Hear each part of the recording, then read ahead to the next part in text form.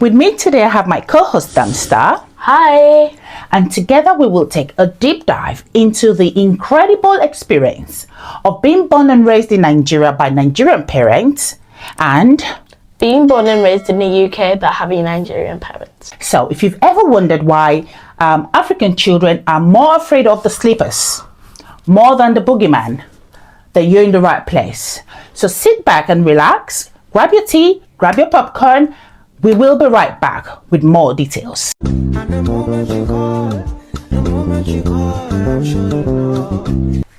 Welcome back. First of all, let's talk about parenting in Africa. Have you ever heard of the saying, it takes a village to raise a child?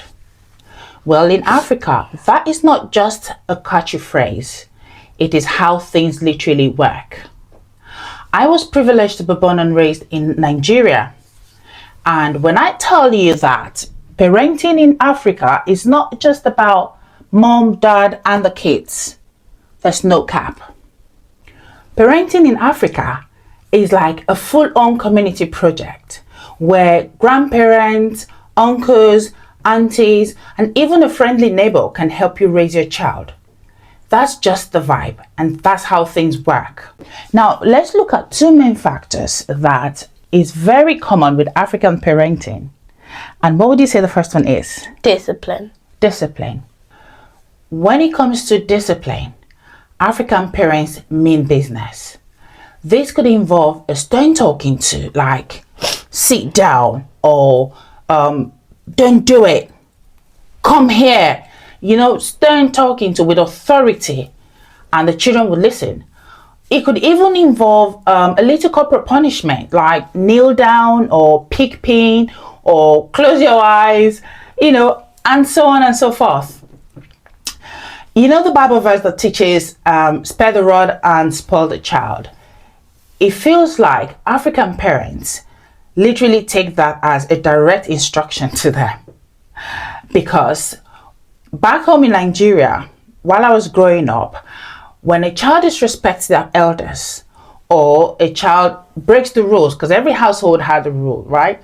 So when a child disrespects their elders, or they don't adhere to the rules in the house, or they just misbehave or speak to their parents rudely, an African mom or dad would not hesitate to flog them, spank them, throw objects at them. And the sleepers? It's very dreadful, because that is a very common object that African parents use back home. So, the act of discipline is so huge in African tradition that the moment a child begins to toddle, they learn to respect their elders, they learn to respect their parents, and they learn to keep the rules. Another factor that is very huge in the parenting style of an African family is religion. Oh, a typical African family, they love religion, whether it's Sunday church or Friday prayers or midweek prayers or even all-night prayers. Yes, some families, they go to church or go to their places of worship all night to do prayers. They take this religion so seriously because they see it as a way of passing on their own faith, values, and a sense of identity to their children.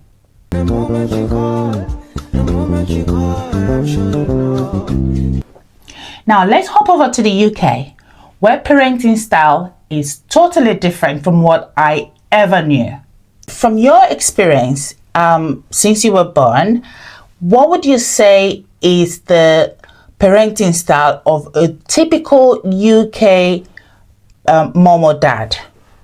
Okay, so if you get in trouble in the UK, your parents won't get like super mad. They'll just say, it's okay. I know that you've only done it once, so I know you're not going to do it again. Just say sorry, and then you'll be fine. What if you keep doing it again? If you keep doing it again, then Timmy, you're grounded. No more phone for a week. Okay. And what else? And then you do it again. Timmy, I told you not to do that again. So now you're grounded for a month. No devices. Oh. So you just keep increasing the number of how long they get grounded for? Yeah. Right. So it's not like they the African style where you get slaps or flogs or corporal punishment? No, it's not, is it? Here in the UK, parenting is all about the feelings factor. So when it comes to discipline, of course, they don't get to do all the slaps and the flogs that we got when we were growing up in Nigeria. It's about chatting, it's about talking, it's about sharing how you feel. Can you tell me why you've done this? What is that style that you talked about, discussing the punishment? Can you let the viewers know what that is about? Okay, so the thing that English parents do that Nigerian parents don't is that they talk about the child's feelings, which is called the feelings factor. Right. So the feelings factor is basically a scheme where you talk about the child's feelings instead of punishing them. So when a child does something wrong, or when a child behaves inappropriately, you want to understand why they did what they did. Is that what you call the feelings factor? Yes. Okay, so how do you get to the bottom of it when some children are very stubborn? From what you said in last episode, children are very stubborn, right? Yeah. So how do you get to that bottom to understand how do parents have the patience to want to understand the feelings behind the actions? They say, Timmy, if you don't tell me what you did right now, we are not going to go to Gravity for your birthday, and you're not getting devices for a year. Tell me what you did. Tell me.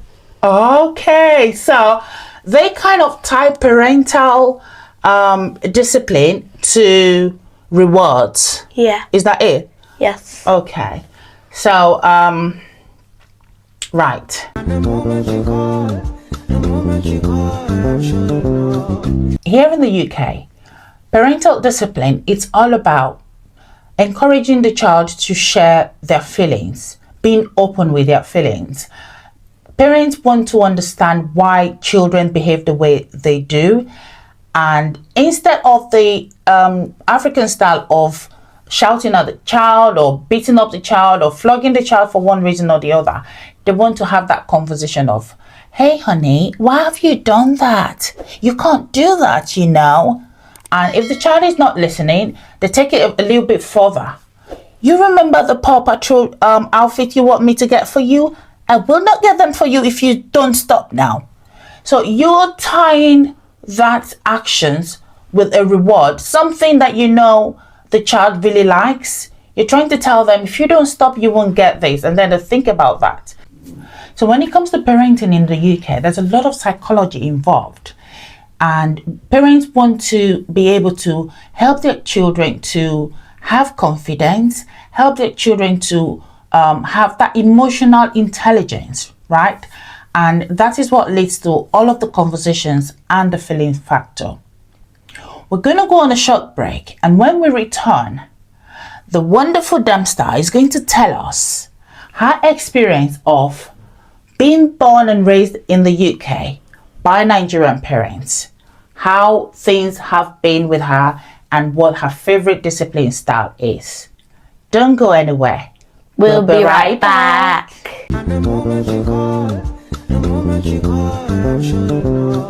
As a child who was born and is being raised in the UK in a Nigerian household, what would you say is your favorite Nigerian tradition? The food. The food. The food. Okay. And what would you say is your favorite Nigerian dish? Rice and ayamashi. Oh, amazing. Okay. So, my other question is around discipline. Would you say the way your parents teach you discipline helps you make better choices? It absolutely makes me make better choices. Okay. In what way? It makes you stay out of trouble. You become a more respectful person. Okay. And you can learn life lessons from it. Aww, how sweet. Okay. Finally, if there's one thing you'd like to teach your friends about Nigerian tradition, what would that be? I would teach them about the Nigerian respect. Respect is a huge part of the Nigerian culture, and I've already told them a lot because I'm proud about my heritage. Okay. But I saw the hair flicking. Okay. and Good. there are a few more things I need to teach them. But if I can teach them something again, it is the respect. Oh, there you have it. 2 different parenting styles across 2 different environments. One common thing among parents across the world is the love they have for their children. So in your opinion, which of these parenting styles we've talked about today do you think is the best form of raising well-rounded, high-flying, confident, and well-behaved children? I'd like to read your opinions in the comment section. Thank you for your time today. I hope someone has learned a lesson or 2 from today's podcast.